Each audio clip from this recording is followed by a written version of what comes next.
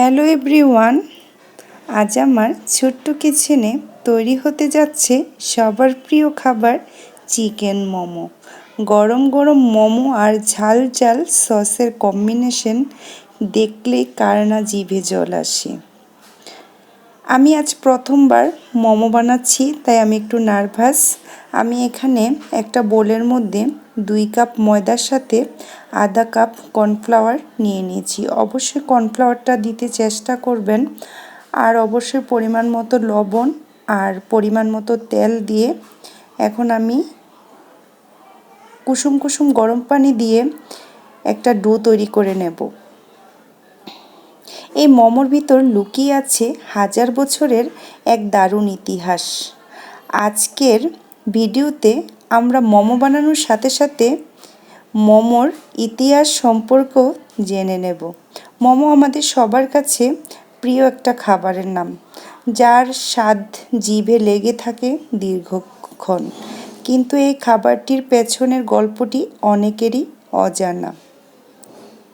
মূলত হিমালয়ের কূলে অবস্থিত তিব্বত থেকে এই খাবারের যাত্রা শুরু হয়েছিল, যেখানে প্রচণ্ড ঠান্ডার হাত থেকে শরীরকে গরম ও সতেজ রাখতে ভাপানো এই খাবারটি ছিল সাধারণ মানুষের প্রধান শক্তি। তিব্বত ভাষায় মোমো শব্দটির সহজ অর্থ হল ভাপানো রুটি বা পিঠা।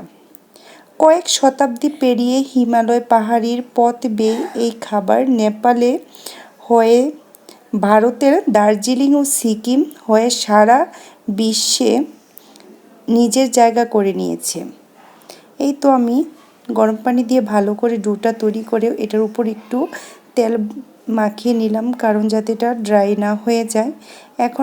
এখন আমি চিকেন কিমা করে একটা বোলে নিলাম, তার সাথে গাজর কুচি গ্রেট করা গাজর, পেঁয়াজ কুচি, কাঁচামরিচ, ধনিয়া পাতা, রসুন বাটা, গোলমরিচের গুঁড়া, ধনিয়া জিরা দিয়ে আমি এখন ভালো করে মেখে নেব।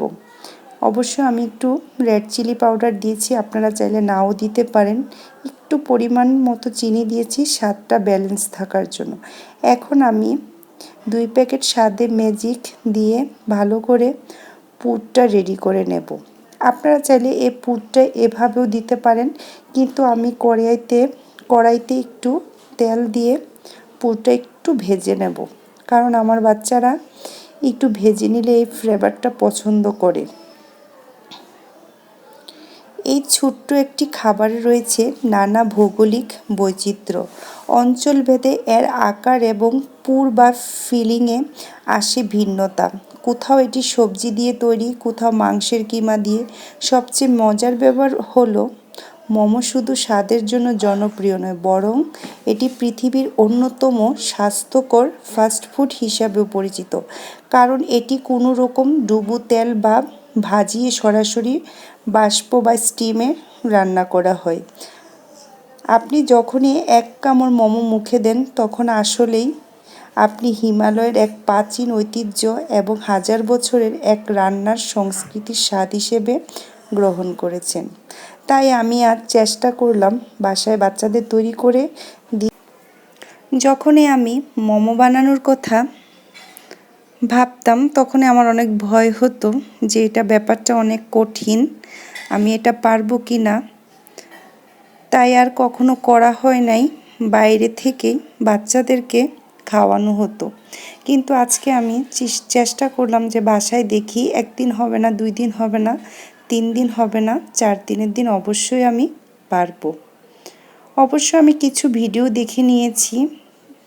এখন আমি যে ডোটা এটা লেচি কেটে নিলাম সমপরিমাণ করে, যাতে প্রত্যেকটা সাইজ একই রকম হয়। এখন আমি এগুলোকে ভালো করে বেলে নেব অফ ক্যামেরায়। এখন আমি ভাঁজটা কিভাবে দিচ্ছি একটু দেখাচ্ছি।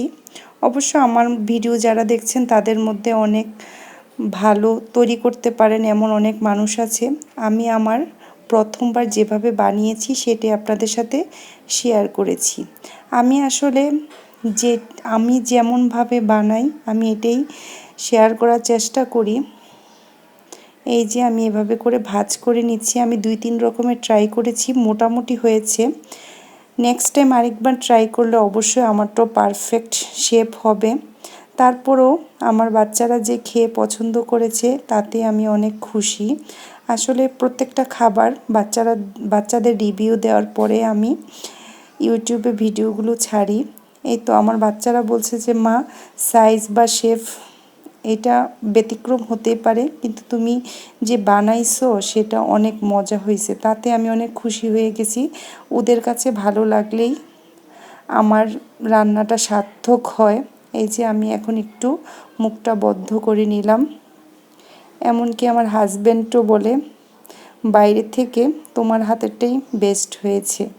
আমি অনেক খুশি হয়ে গেলাম। এই তো আমি আরেকটা ভাঁজ দিয়ে নিলাম। এখন আমি এক এক করে সবগুলো বানিয়ে আজকে আমি চুলায় ভাপ দেব। একটা হাঁড়িতে আমি গরম পানি বসিয়ে দিয়েছি, তার উপর একটা আমি স্টিলের সাজি মধ্যে তেল ব্রাশ করে নিয়েছি।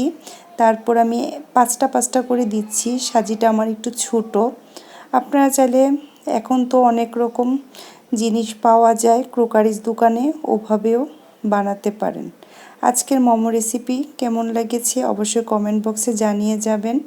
যদি কোনো ভুল ত্রুটি হয়ে থাকে ক্ষমা সুন্দর দৃষ্টিতে দেখবেন। আরেকটি ভিডিও নিয়ে আপনাদের মাঝে অতি শীঘ্রই চলে আসব। আজকের মতো বিদায় নিলাম। আল্লাহ হাফেজ।